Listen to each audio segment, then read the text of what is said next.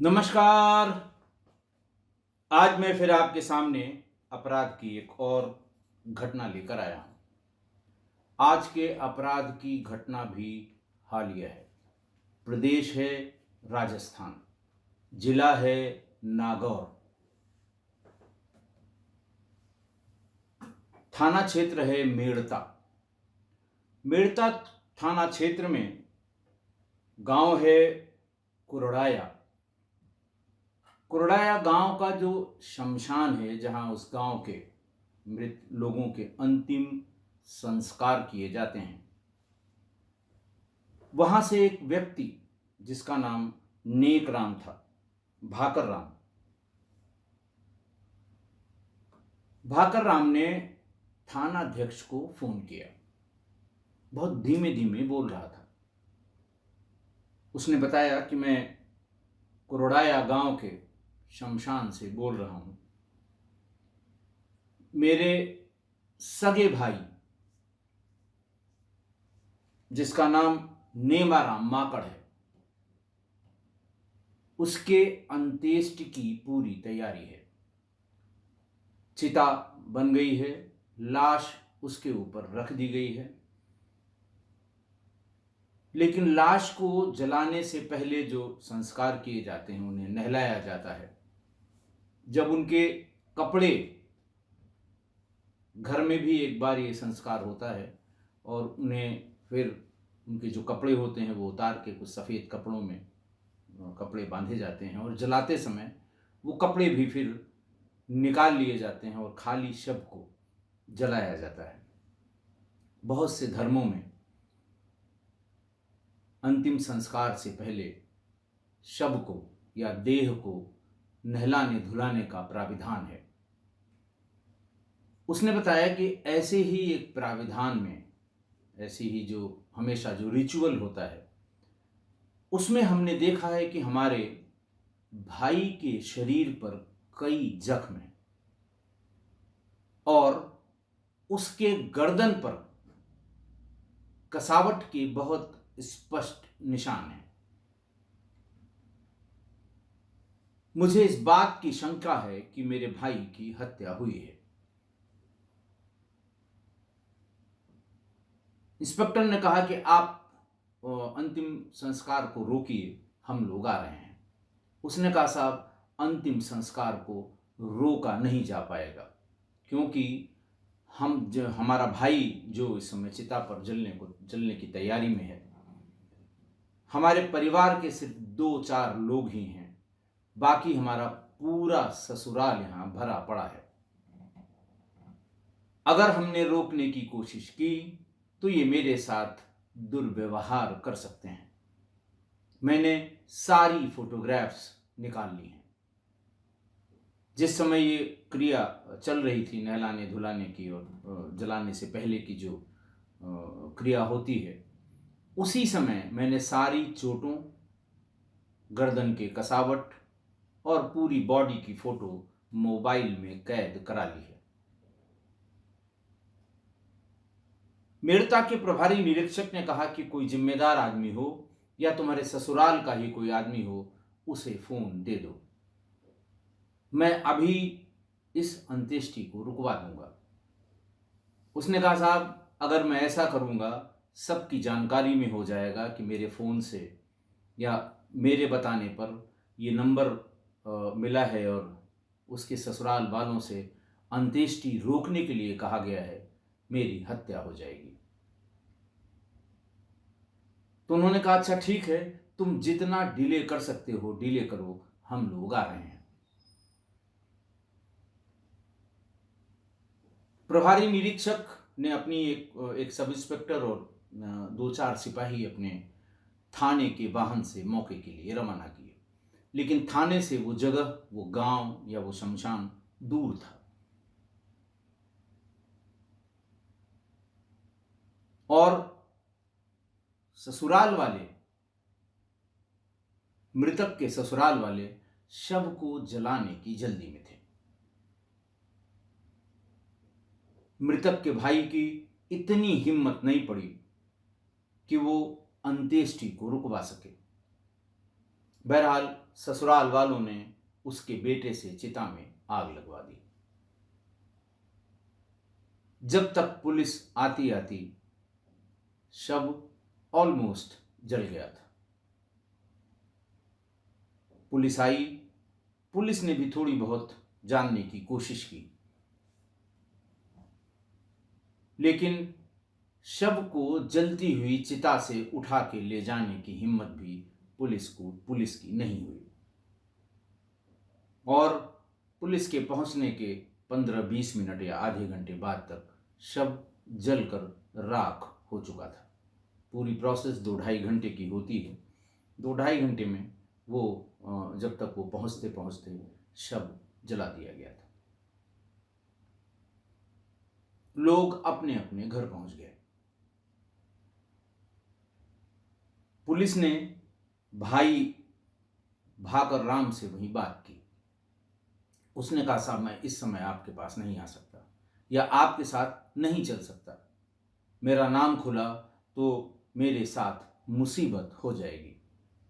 आप थाने पर पहुंचें, मैं शाम होने के बाद अंधेरे में आपके पास आऊँगा, वो सारी फोटोग्राफ्स आपको दूंगा, दिखाऊंगा और उसके बाद आप जो डिसाइड करेंगे उसको मैं मान लूँगा। बहरहाल रात में 8 बजे मृतक नेमाराम माकड़ के बड़े भाई भाकर राम थाने पर पहुंच गए। इंस्पेक्टर भी उनका वेट कर ही रहे थे।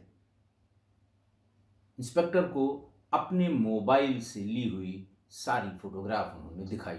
इंस्पेक्टर ने वो सारी फोटोग्राफ अपने मोबाइल पर ट्रांसफर की। सब इंस्पेक्टर्स और थाने पर जो जानकार पुराने सब इंस्पेक्टर होते हैं, पुराने दीवान होते हैं, उनको दिखाया गया। फोटो के देखने से स्पष्ट हो गया कि इस व्यक्ति की हत्या की गई। फिर ये पूछा गया कि घर में कौन कौन था। पता लगा इसकी पत्नी और इसका बेटा था। पत्नी का नाम शारदा, जिसकी उम्र 47 वर्ष, और बेटा जिसकी उम्र रविंद्र, जिसका नाम रविंद्र, उम्र 24 वर्ष।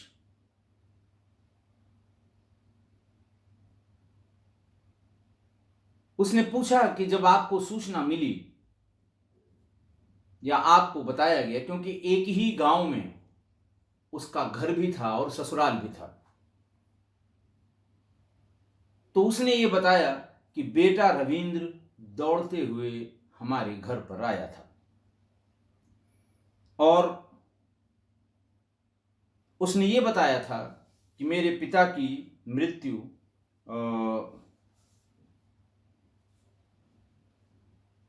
गिरने से, एक एक्सीडेंट में गिरने से हार्ट अटैक हो गया उनको, और हार्ट अटैक में उनकी जान चली गई।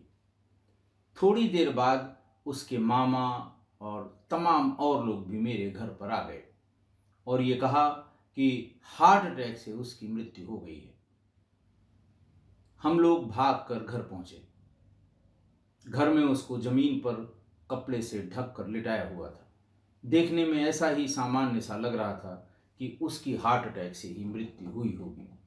पूरे गांव ने मान लिया कि इसकी हार्ट अटैक से ही मृत्यु हुई है। फिर उसके अंतिम संस्कार की तैयारी, लेकिन बहुत जल्दी में थे उसके ससुराल वाले मृतक के, और पत्नी और बेटा, मृतक की पत्नी और बेटा, ये दोनों भी बहुत जल्दी में थे कि जल्दी से। कारण पूछा गया और उनका, नहीं साहब शाम को वो हो जाएगा, सूर्यास्त हो जाएगा, सूर्यास्त के बाद नहीं हम कर सकते अंतिम संस्कार, इसलिए जल्दी। कुछ लोगों ने, बुजुर्गों ने टोका, भाई इतनी जल्दी क्या है। बताया गया कि 5:30 बजे तक या लगभग 6 बजे तक सूर्यास्त होगा। अक्टूबर का महीना है और 1 बजे से ही आफत मची हुई है। तो उन लोगों ने ही कहा, नहीं साहब इसमें टाइम लगेगा, अभी घर से निकलने में टाइम लगेगा, घाट तक पहुंचने में टाइम लगेगा, लकड़ी का इंतजाम करना है, ये करना है, वो करना है, लिहाजा जल्दी जल्दी इसको शमशान तक पहुंचाया जाए। घर में जो उसको नहलाने धुलाने का जो कार्यक्रम होता है, उसमें उसने, मृतका की पत्नी ने, सिर्फ बेटे से और अपने मायके के कुछ लोगों से ये कार्य कराया, जबकि परिवार से उसके भाई भतीजे इन लोगों से ये कार्य कराना चाहिए। तभी इसके बड़े भाई नेकराम भाकर राम नेमाराम के बड़े भाई भाकर राम को ये शंका हो गई कि जो रिचुअल हम लोगों को करना चाहिए वो बेटे और अपनी ससुराल वालों से क्यों कराए जा रहे हैं। बहरहाल बॉडी पहुंच गई शमशान पे, चिता पे, जो वहाँ जो लोग होते हैं जो अंत्येष्टि कार्यक्रम में जो कुछ भी कराते हैं, चिता पर लिटा दी गई। वहाँ भी वो कपड़े उतार के, और एक रिचुअल होता है जो सभी लोग जानते होंगे जो भी अंत्येष्टि के लिए ले जाते हैं। अब चूंकि वो खुली जगह थी, बहुत ज्यादा भीड़ थी, पूरा गांव था, तो लोगों ने इस चीज को देखा और इसी बीच 2-3 लोगों ने इसकी फोटो और वीडियो बना ली। भाकर राम बताते हैं कि मेरे बेटे से भी मैंने कान में कहा, उसने भी इसकी फोटो, खासकर चोटों के निशान और गर्दन में जो कसावट का निशान है, नीलगू निशान जिसे कहते हैं, उसकी फोटो और वीडियो बनवा ली। क्योंकि लोग देखकर थोड़ा थोड़ा मरमरिंग उनके बीच में हो रही थी, और तभी मृतक के सालों ने, उसके ससुराल वालों ने, उसके बेटे ने, जो वहाँ पर अंतिम संस्कार कराते हैं पंडा लोग जो घाट पर रहते हैं, महाब्राह्मण कहते हैं उनको, महाबावन कहते हैं उनको, अलग अलग जगह अलग अलग नाम से बुलाया जाता है, वो रिचुअल कराते हैं। और जो डोम राजा कहते हैं, डोम कहते हैं, वो लोग उसमें आग वाग लगाने का काम करते हैं। तो उनको जल्दी जल्दी कराकर लाश में आग लगाने का काम शुरू होने ही वाला था, और हमने उनके ससुराल के एक जिम्मेदार आदमी से कहा कि चोट दिखाई दे रही है। उन्होंने कहा चुप रहो, अंत्येष्टि हो जाने दो, गांव चल के बात करेंगे। अब तो सब हो गया, आप क्यों कह रहे हो, तुम्हें प्रॉपर्टी लेनी है इसकी क्या। इस तरह की बात सुनते ही मैं सहम गया, लेकिन मुझसे रहा नहीं गया। मैंने फोन आपको यानी इंस्पेक्टर को करके वस्तु स्थिति से अवगत करा दिया। इंस्पेक्टर ने कहा कि कौन हो सकता है, क्या हो सकता है। बोले साहब, जब 2 ही लोग घर में थे, पत्नी और बेटा, यही दोनों लोग बता सकते हैं।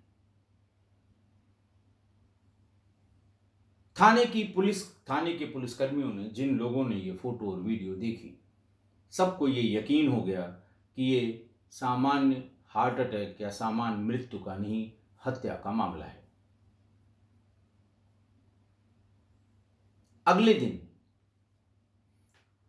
यानी कि 5 अक्टूबर 2022 को थाने से महिला कांस्टेबल और महिला सब इंस्पेक्टर भेजकर मृतक नेमाराम माकड़ की पत्नी शारदा माकड़ को और बेटे रविंदर को थाने बुलवाया गया।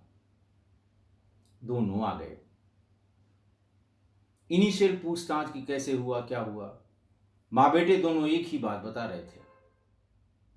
फिर पुलिस ने पूछना शुरू किया कि शरीर पर फला जगह चोट थी, फला जगह चोट थी और फला जगह चोट थी, ये चोट कैसे आई। शारदा और उसके बेटे ने कहा कि साहब शराब बहुत पीते थे, कल ये शराब पीकर मोटरसाइकिल से आ रहे थे, मोटरसाइकिल से गिर पड़े और चोट लग गई।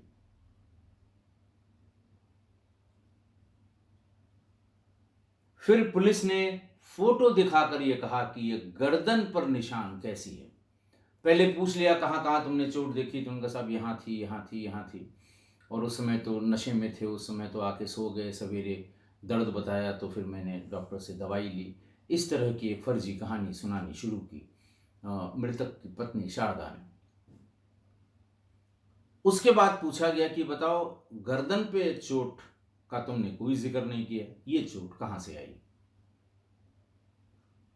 ये सवाल सुनते ही शारदा के चेहरे पर हवाइयां उड़ने लगी। महिला पुलिस को अपना वो काम करना पड़ा जो उसे करना चाहिए था।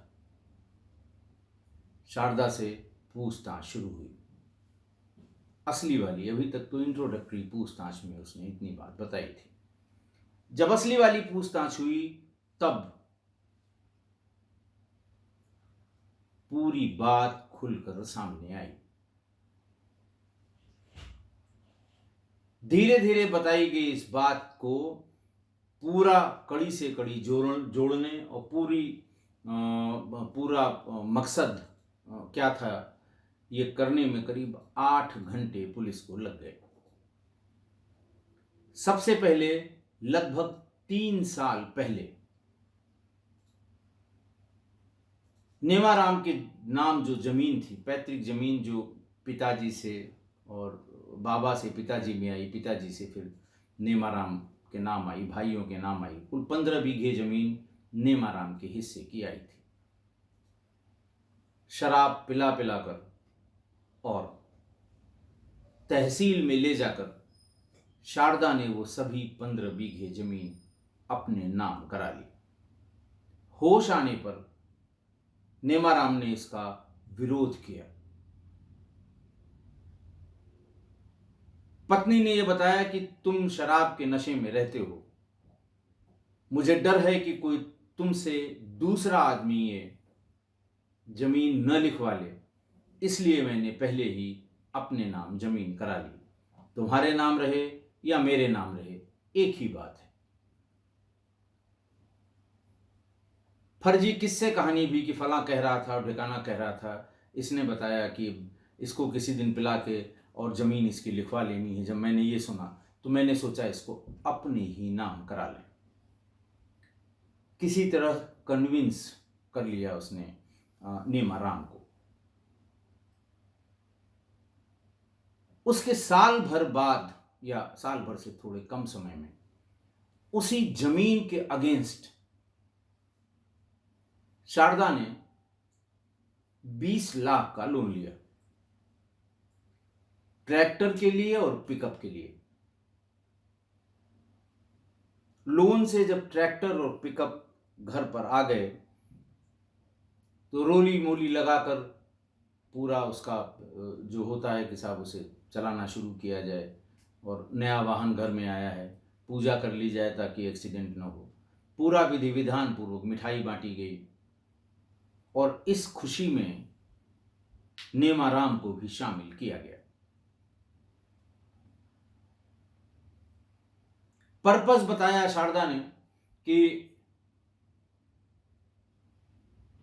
अपनी जमीन की जुताई के अलावा किराए पर ट्रैक्टर गांव में बहुत अच्छा बिजनेस है। जिसके जिसके पास ट्रैक्टर हैं वो कुछ पैसे पर घंटे फिक्स हैं, 200-250।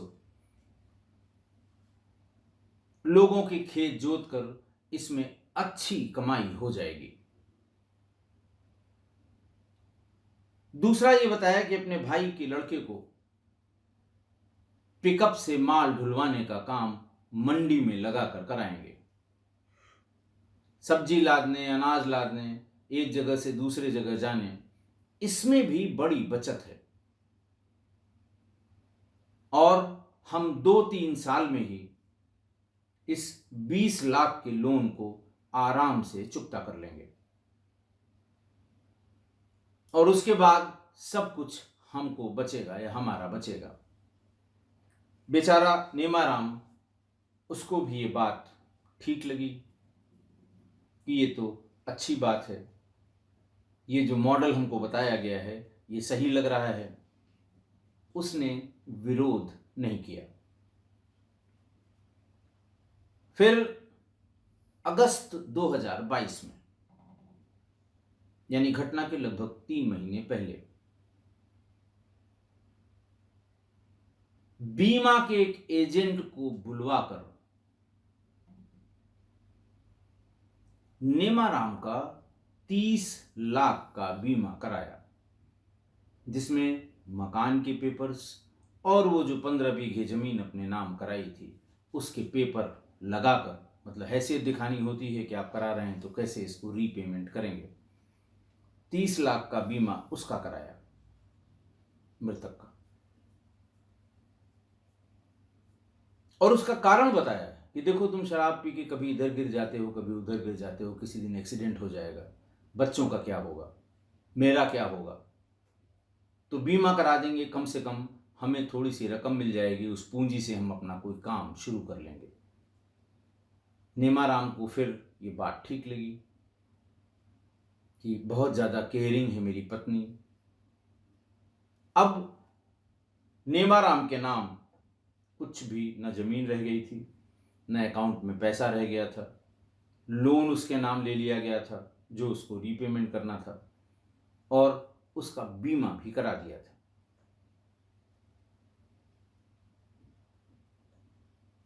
शारदा के दिमाग में शैतान घूम रहा था 3 साल से।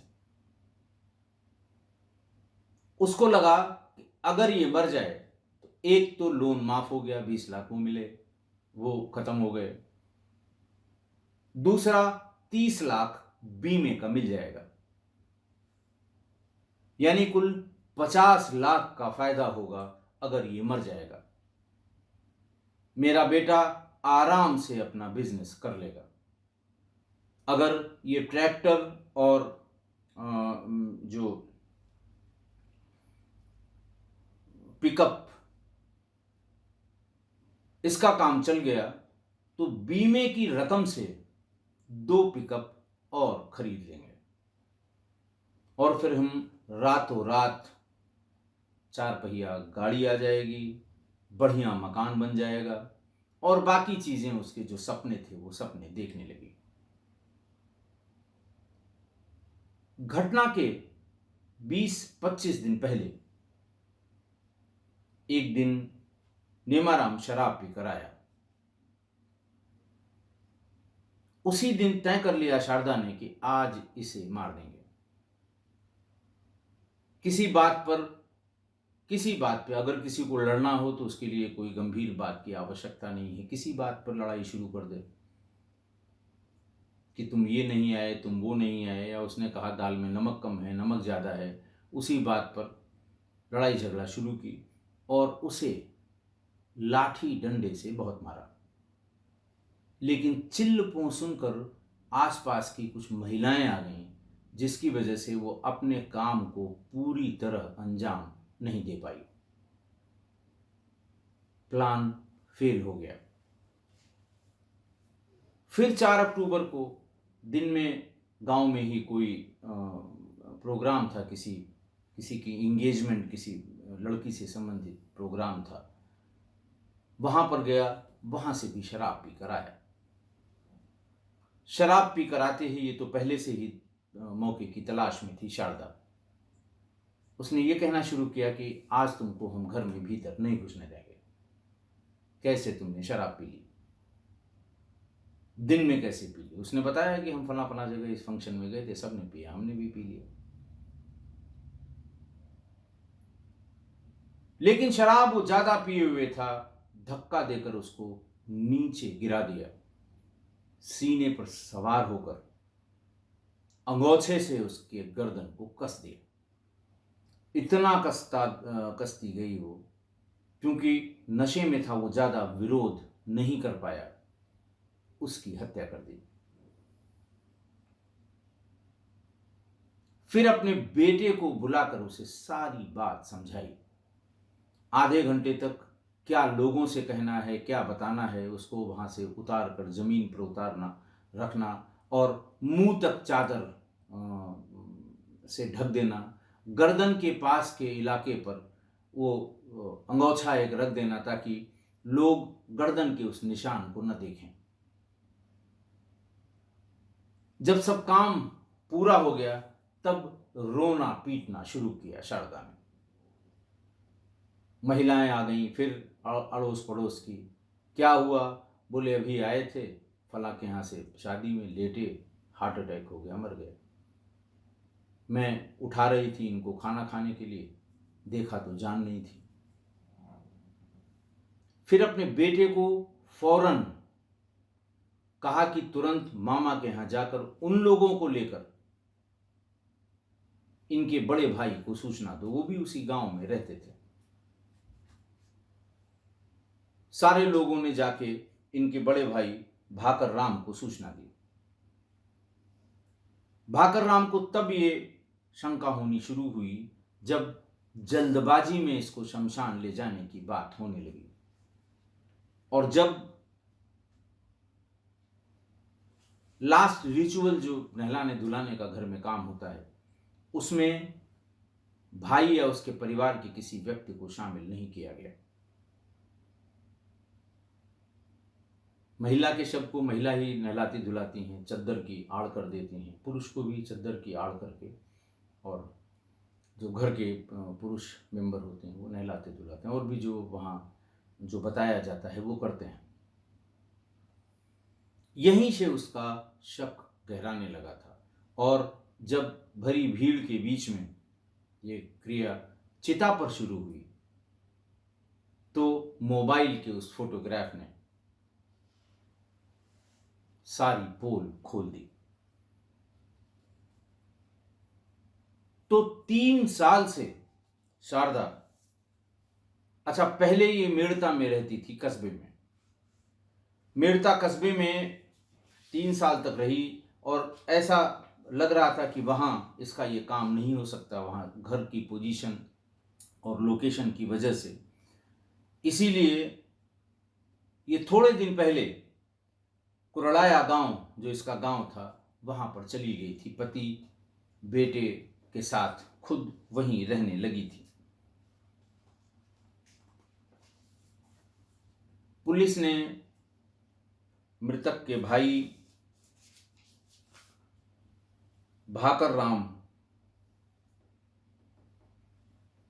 जिनकी उम्र 60 साल थी, सन ऑफ बालू राम, इनकी तहरीर पर हत्या का मुकदमा लिख दिया, और महिला की तमाम स्वीकारोक्ति जो उसने बताई थी उसको वेरीफाई करने के बाद शारदा को गिरफ्तार कर लिया गया। मामले की जांच सीआई रोशन सिंह सामरिया वर्तमान में कर रहे हैं, और गांव के लोगों से पूछताछ में भी उन्हें यह पता लगा कि पत्नी इसके साथ मारपीट करती थी। कुछ दिन पहले उसे गंभीर चोटें भी मारपीट से आई थी, और घटना वाले दिन भी हल्ला गुल्ला मचा था। इन्हीं सारी एविडेंस के साथ शारदा को जेल भेज दिया गया। बेटे के बारे में भी लोगों ने पूछा कि रविंदर को जेल क्यों नहीं भेजा, तो पुलिस ने यह बताया कि नहीं, रविंदर को हत्या की जानकारी नहीं थी। रविंदर को यह कह के जल्दी जल्दी अंत्येष्टि की बात कर रहे थे कि जल्दी नहीं करोगे तो कोई इनके अंगूठे का निशान लेकर संपत्ति को अपने नाम करा सकता है, इसलिए नज़र रखो कि कोई हाथ का हिस्सा ना चद्दर उठा के देख पाए, जिसको देखना हो बस शक्ल देख ले, और जल्दी से जल्दी इसकी अंत्येष्टि कर दो। शव के पास किसी को फटकने मत दो। रहना है तो मेरे भाई और भतीजे रहें, बाकी इनके परिवार का कोई न रहे। उसको सिर्फ इतनी जानकारी थी, इसलिए उसको जेल या उसकी अपराध में संलिप्तता नहीं पाई गई और उसे जेल नहीं भेजा गया। आज की घटना, 28 साल के वैवाहिक जीवन के बाद कोई पत्नी इतनी निर्दयी हो सकती है, इतनी नृशंस हो सकती है, इतनी क्रूर और शातिर हो सकती है, ये कल्पना से परे है, ये समझ से परे है। 28 साल जिसके साथ रही हो, जिससे 2 बच्चे हों, बच्चे बड़े बड़े हों, बेटी की शादी हो चुकी हो, वो अपने ससुराल में रहती हो, बेटे की शादी होने वाली हो, ऐसे में पत्नी इतनी निर्दयी और नृशंस और क्रूर हुई कि उसने पति की हत्या कर दी। कारण सिर्फ यही था कि बड़ा आदमी बनने की लालच, पैसा आ जाए और कुछ काम धाम शुरू करें। जैसे गांव में कुछ लोग काम शुरू करने के बाद अचानक अमीर हो गए, बड़े आदमी हो गए, वैसा हम भी हो सकते हैं। 3 साल से प्लान करते करते और 2 बार अटेम्प्ट करने के बाद फाइनली शारदा ने अपने पति की हत्या कर दी। देखिए, गांव की जो सक्सेस स्टोरीज हैं वो बहुत छोटी छोटी होती हैं, बहुत छोटी छोटी। कि फला ने टेम्पो खरीदा, चलाना शुरू किया, अब उनके पास 4-5 टेम्पो है, मकान भी बन रहा है, मोटरसाइकिल भी खरीद ली है। ये सक्सेस स्टोरीज छोटी छोटी गांव की हैं। कि कुछ नहीं करते थे, पास के कस्बे में पान की दुकान खोल ली, मोटरसाइकिल भी खरीद ली, अब उनका काम अच्छा चल पड़ा। अगली सक्सेस स्टोरी जो सामान्य रूप से हर गांव में देखने को मिल जाएगी कि पिकअप खरीद के माल की ढुलाई का काम शुरू किया और 2 बहनों की शादी बड़ी अच्छी तरह से की, इतना पैसा मिल गया। ट्रैक्टर खरीद के जुतवाना शुरू किया, अपना पंपिंग सेट लगवा लिया, अब वो सिंचाई से भी पैसा लेता है। ये छोटी छोटी सक्सेस स्टोरीज गांव की हैं। और हम लोग YouTube पे जिस सक्सेस स्टोरी के आदी हैं या जो देखते हैं कि साहब 5,000 की पूंजी लगाकर 10 करोड़ का बिजनेस हो गया, 20,000 से स्टार्टअप शुरू किया, 5 कंपनियों का मालिक हो गया, इस तरह की हजारों सक्सेस स्टोरीज आपको YouTube में मिल जाएंगी। इस तरह की सक्सेस स्टोरीज यंगस्टर्स को बहुत अपील करती हैं कि अगर इसने किया तो हम भी कर सकते हैं। कोशिश भी करते हैं, प्रयास भी करते हैं और कुछ कुछ अपने इस प्रयास में सफल भी हो जाते हैं। लेकिन गांव की ऐसी सक्सेस स्टोरीज वो शारदा जैसी महिलाओं या पुरुष को ही अपील करती है। और इसी तरह की गांव की कुछ सक्सेस स्टोरीज ने उसे सपने देखने के लिए मजबूर कर दिया।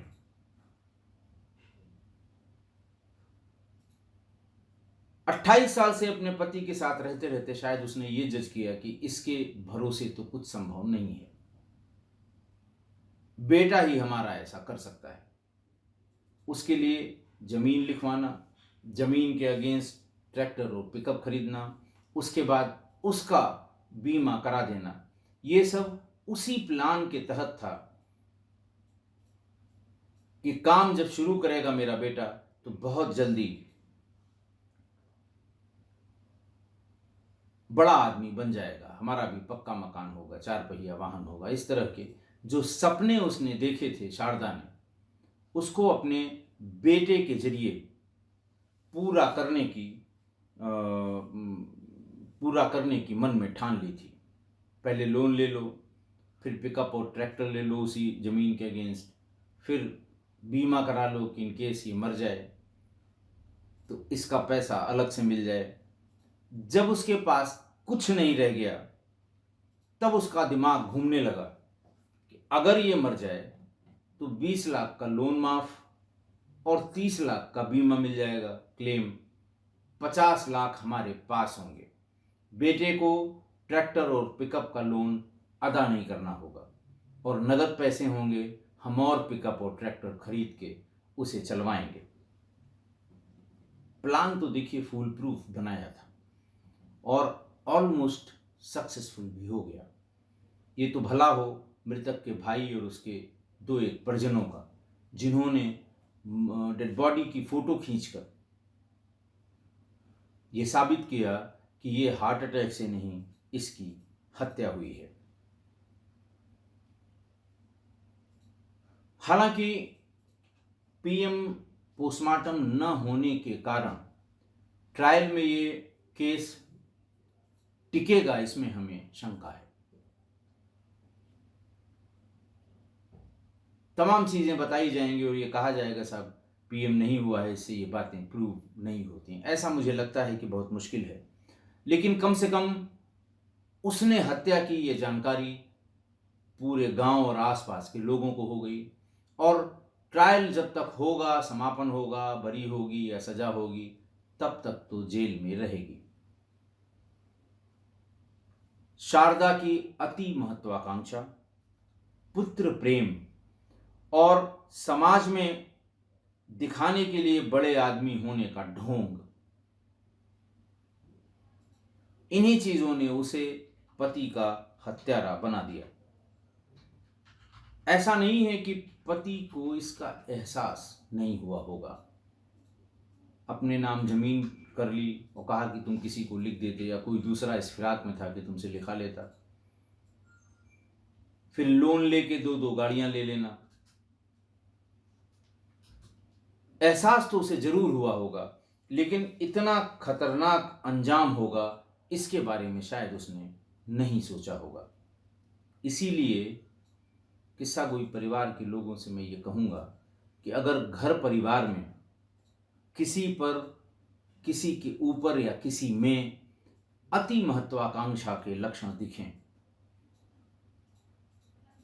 तो थोड़ा सावधान रहने और उसके कार्यकलापों पे नजर रखने की आवश्यकता है। महत्वाकांक्षा बुरी चीज नहीं है, हर एक को रखनी चाहिए, बड़ी महत्वाकांक्षा भी रखनी चाहिए, लेकिन उस महत्वाकांक्षा को पाने के लिए जो रास्ता है, इस पर नजर जरूर रखें, वरना वही होगा जैसे कहते हैं, सावधानी हटी दुर्घटना घटी। आशा है आप मेरी इस बात से सहमत होंगे। आज के लिए इतना ही, बहुत बहुत धन्यवाद। नागौर के मेड़ता में एक पत्नी ने अपने पति को पहले जमकर पीटा, उसके बाद गला दबाकर हत्या कर दी। पत्नी 3 साल पहले ही पति की मौत की स्क्रिप्ट लिख चुकी थी। करीब 3 साल पहले उसने पति की जमीन जायदाद अपने नाम कराई थी। इस दौरान भी उसने पति को टॉर्चर किया था और उसके पैर तोड़ दिए थे। 3 महीने पहले ही उसने पति के नाम से 20 लाख रुपए के ट्रैक्टर और पिकअप फाइनेंस कराए थे। साथ ही पति का 30 लाख रुपए का बीमा भी कराया था, ताकि मौत के बाद वो उसका क्लेम उठा सके। दाह संस्कार होने के बाद हमें जानकारी मिली कि उस व्यक्ति के साथ में मारपीट हुई थी, उसके शरीर पे चोटें थी। हम गांव में गए और जानकारी की तो पता चला कि उसमें उसकी पत्नी द्वारा ही उसकी आपसी लड़ाई झगड़े के दौरान मारपीट करके हत्या कर दी गई है। अंतिम संस्कार के वक्त मृतक के भाई ने शरीर पर चोटों के निशान देखे और मोबाइल में फोटो ले लिए। इसके बाद पुलिस को शिकायत कर दी। पुलिस ने महिला से पूछताछ की तो उसने अपना गुनाह कबूल कर लिया। हिमांशु गौड़, दैनिक भास्कर, मेड़ता।